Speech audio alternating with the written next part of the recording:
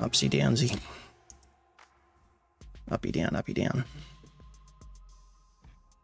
That should be staying perfectly vertical, but I haven't animated that.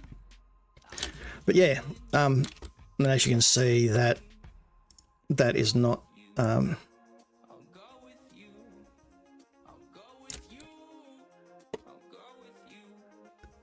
it's not spinning properly. I'm no wizard, buddy. It's fucking, you're a wizard, Harry. It's a trap.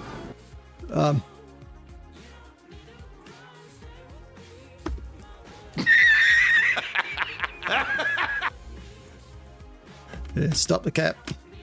It's yeah, I'm by no means a guru at fucking Fusion. It's easy enough to use. I've got a bit of experience, you know, with 3D coming from Maya.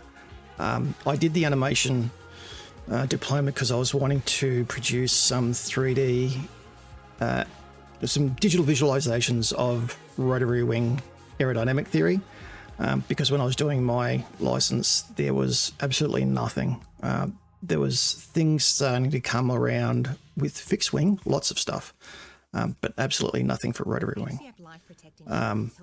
So I wanted to do $5 million in payment and extra support like grief counselling. Join HCF. We put our money where our members are. Conditions apply. Product issued by HCF Life. Consider the PDS and PMS. Yes and no. And the issue I've got is I keep changing platforms, but now I've sort of come back to Fusion, and I'm hoping to stay there as long as Autodesk doesn't change. God, touch wood at that fucking. So I'm hoping that Autodesk doesn't restrict any more functions and stuff and screw us over so that we have to subscribe.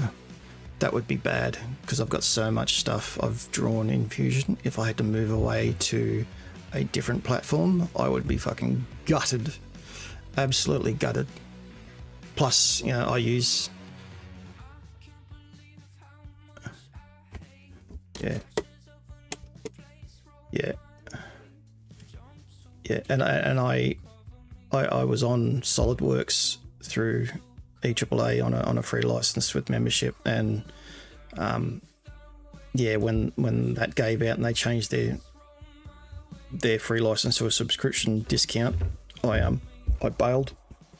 I came back to Fusion, and then not long after I came back to Fusion, they made the change to actually it was before I came off SolidWorks. That's the reason I went back to SolidWorks from Fusion, because they changed the free license.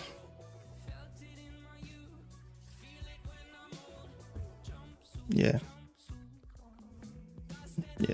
And you don't really have much choice anymore. Even the SolidWorks stuff is cloud-based now.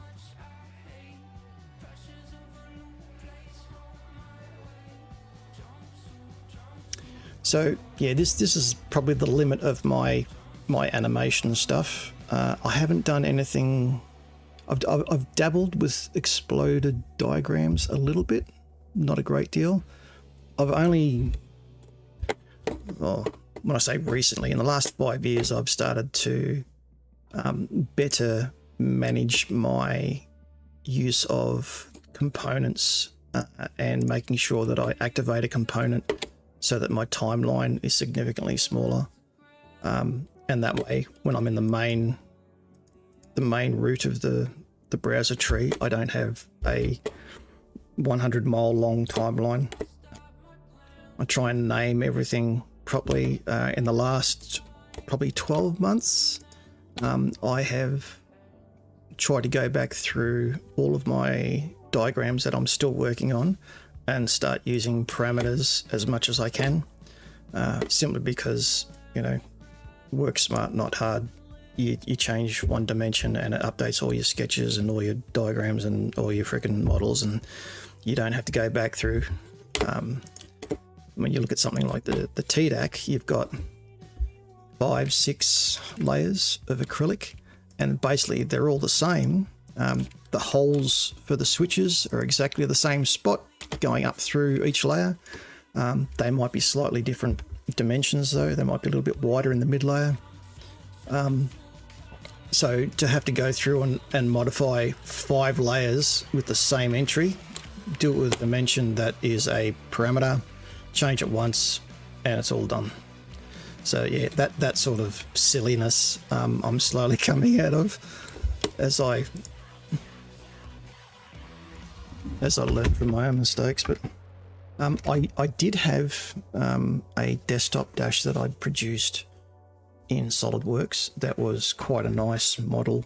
I was fairly proud of it because I had mastered at that point configurations in SolidWorks so that I could have the same basic object, but I could customize it to 3 or 4 different size components. So the MFDs might have been the same size, but the screen that was in the middle, there was 3 different size screens that we could have used, and depending on which screen you used, whether or not you had sub panels underneath the MFDs and that sort of thing. And that was nice to have the configuration sorted out. So all I had to do was set it to the largest panel, and everything would just populate. All the dimensions would change out where the switch placement was and everything else, and it was good because the overall dimension of the dashboard that was sitting on your desk and holding the thing in place was just updated dynamically. It was really good. But yeah, before I managed to get it to a point where I was manufacturing it, I came off SolidWorks and went back to Fusion, and I haven't gone back to that since. I've been working on other projects. But looking at this, you can see that I've got multiple layers and the holes aren't lining up because I haven't modified every layer with the new dimensions. So I'm assuming these ones here are the new switches, whereas those ones up towards the edge are the old ones. So yeah, lots more work to be done. That's kind of embarrassing to look at the moment, but